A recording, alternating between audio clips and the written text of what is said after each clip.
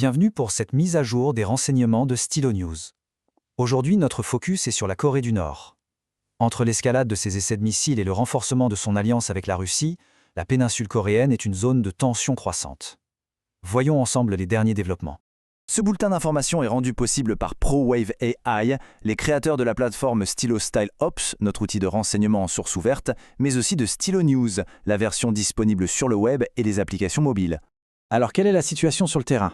Eh bien, notre principale évaluation, c'est que même si une invasion de la Corée du Sud reste peu probable, le danger stratégique que représente la Corée du Nord, lui, est en nette augmentation. L'approfondissement de ses alliances, en particulier avec la Russie, est en train de changer la dynamique et d'accroître l'instabilité dans toute la région. Intéressons-nous d'abord à l'activité sur la péninsule. Les dernières semaines ont montré une escalade très nette. On assiste à un véritable cycle de provocation, avec une multiplication des activités militaires et du développement d'armements.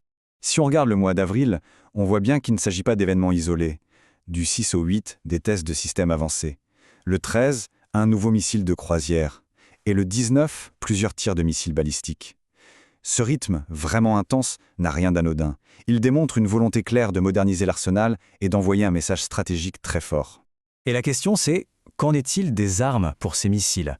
En parallèle de ces essais, l'Agence internationale de l'énergie atomique rapporte une hausse significative de la production nucléaire. L'arsenal nord-coréen serait maintenant d'environ 50 ogives. C'est ce chiffre qui donne une toute autre ampleur à cette série de tests. Mais il faut bien comprendre que l'activité militaire de Pyongyang ne se passe pas en vase clos. Un deuxième facteur, absolument clé, c'est bien sûr son alliance toujours plus étroite avec la Russie.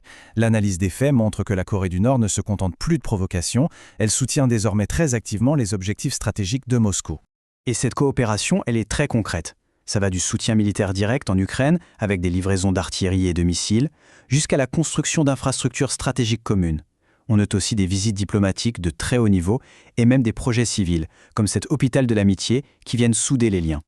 Le symbole le plus parlant de ce partenariat, c'est sans doute ce nouveau pont sur le fleuve Tumen. Son ouverture, prévue pour juin 2026, va bien au-delà du commerce. C'est une artère logistique vitale qui pourrait très bien faciliter des transferts de biens sensibles, à double usage ou même purement militaires, loin des regards et des sanctions.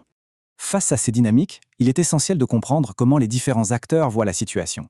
Pour saisir toute la complexité de cet échiquier, il faut se pencher sur les motivations de chacun. Et on voit bien que les objectifs divergent. Pour la Corée du Nord, son arsenal nucléaire, c'est une assurance vie pour le régime.